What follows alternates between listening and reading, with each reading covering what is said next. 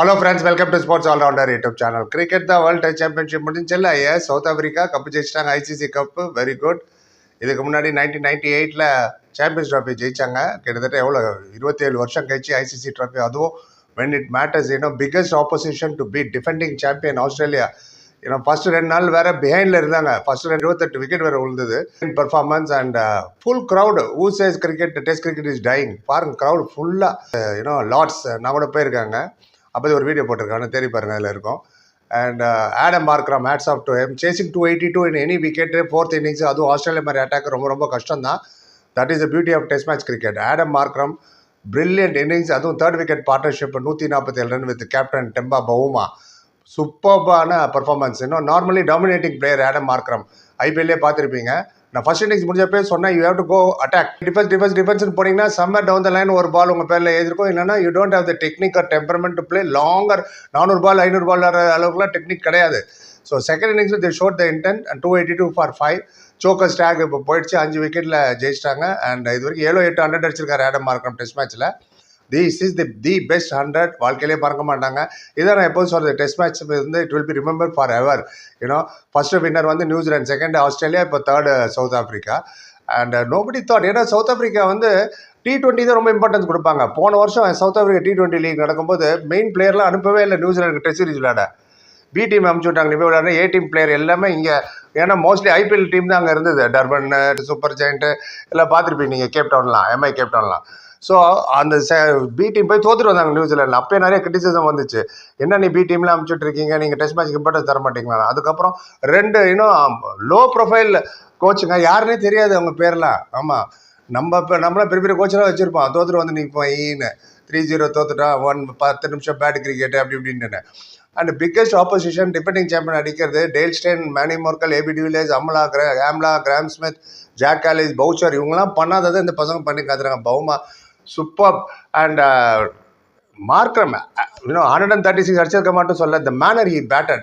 அவருக்கு நல்லா தெரியும் Nathan Lyon is the only threat. ஏன்னா 4th இன்னிங்ஸில் நேதன் லைனை விளையாடுறது ரொம்ப கஷ்டம். அவரே நிறைய 500 டெஸ்ட்டுக்கு மேலே விக்கெட் எடுத்து வச்சிருக்காரு.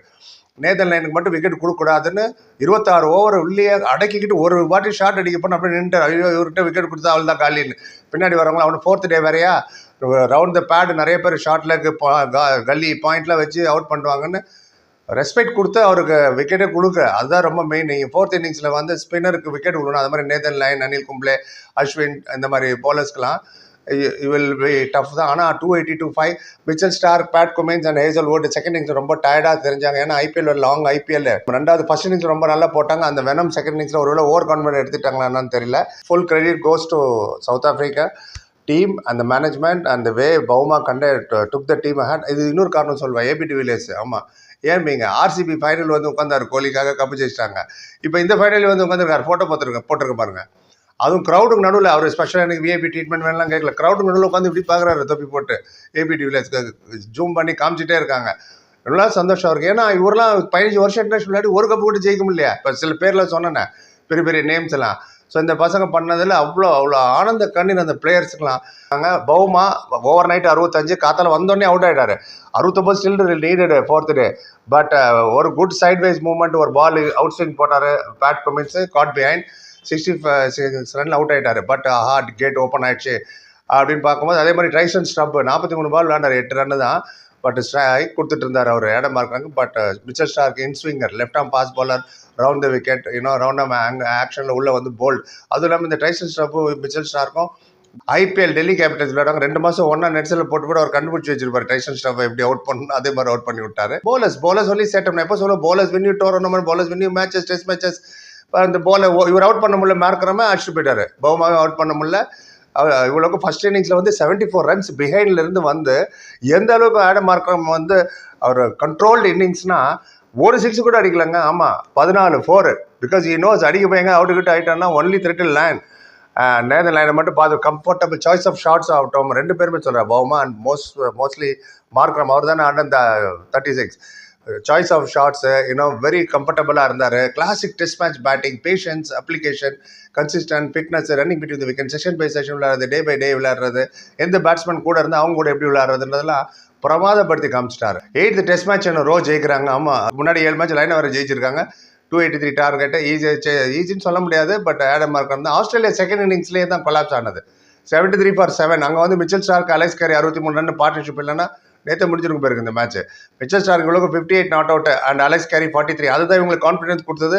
Stay on the wicket you can score. அவங்க டெய்ல் எண்டர் ஸ்கோர் பண்ணும்போது நம்ம டாப் ஆர்டர் ஏன் ஸ்கோர் பண்ண முடியாது, போகமாலாம் யோசிச்சிருப்பாங்க ஆடம் மார்க்கர்லாம். ஏன்னா 9th நம்பரில் வந்து 58 ரன் அடிக்கிறாரு ஸ்டார்க் நாட் அவுட். அலெக்ஸ் கேரியானும் keeper batsman, reputed batsman and they gave a very good score to defend 283. But first 2 நாளில் 28 விக்கெட் வந்தது இல்லாமல் அண்ட் இன்டென்ட் காமிச்சாங்க சேஸில். அதான் ரொம்ப முக்கியம். இன்டென்ட் காட்டுங்கன்னா செகண்ட் பிச்சு கூட become slower as day progress ஆக ஆக ball was not coming on to the bat. Bounce அவ்வளோ இல்லை, திடீர்னு பால் பவுன்ஸ் ஆகுது, சில பால் இன்கன்சிஸ்டாக இருந்தது. அண்ட் பேட் கமின்ஸு 1 விக்கெட் தான் எடுக்க முடியும் செகண்ட் இன்னிங்ஸ். ஸ்டார்க்கு 3 விக்கெட் தான், ஏஜல் 1 விக்கெட் தான். இந்த இடத்துல மட்டும் மார்க்கர் அவுட் வந்தால் ஜெயிச்சிருப்பாங்க. ரபாடா பாருங்க இன்ஜுரிக்கு அப்புறம் வந்தார், 5 விக்கெட் ஒன்று 4 விக்கெட் 9 விக்கெட் டோட்டல். மார்க் வச்சது 3+1 4 விக்கெட். நிகிடி தேர்ட் பவுலர் முக்கியமாக போலிங் போட்டால் தான் ஜெயிக்க முடியும் நான் சொன்னேன். நிகிடி கூட டவுட்ஃபுல்லாக சொன்னேன். அதுக்கேற்ற மாதிரி ஃபர்ஸ்ட் இன்னிங்ஸும் ஒரு பர்ஃபார்மன்ஸ் சரியில்லை, ஏன் எடுத்தீங்கன்னு. பட் செகண்ட் இன்னிங்ஸில் ப்ரூவ் பண்ணார் பாருங்க, 3 பேர் அவுட் பண்ணிட்டார், இம்பார்ட்டன்ட் 3 விக்கெட்ஸ். அண்ட் நிகிடி எடுத்தது வந்து ஸ்டீவ் ஸ்மித்தும் அண்ட் வெப்ஸ்டர் 2 பேருமே தான் ஃபர்ஸ்ட் இன்னிங்ஸ் ஸ்கோர் பண்ணாங்க. 66 72 2 பேர் அவுட் பண்ணது நிகிடி தான். அந்த நிகிடி 3 விக்கெட் எடுத்ததுனால தான் இவங்க கொலாப்ஸ் ஆனது. அது ஹேசல்வுட்டால பண்ண முடியல, தேர்ட் அட்டாக் போலரால. ஹேசல்வுட் பாருங்க 1+1 2 விக்கெட் தான். Too much of IPL exposure and எல்லாராலையும் அந்த அளவுக்கு கான்ட்ரிபியூட் பண்ண முடியாது. பேட் கமிட் பண்ணிட்டாரு, ஸ்டார்க் பண்ணிட்டாரு பாருங்க, 1+1 2 விக்கெட் தான் எடுக்க முடிஞ்சது. ஆஸ்திரேலியா செகண்ட் இன்னிங்ஸில் Mitchell Stark 15 over, Pat Cummins 17 over, Hazlewood 19 over, கிட்டத்தட்ட 50 ஓவர் 3 பேர் சேர்ந்து போட்டிருக்காங்க.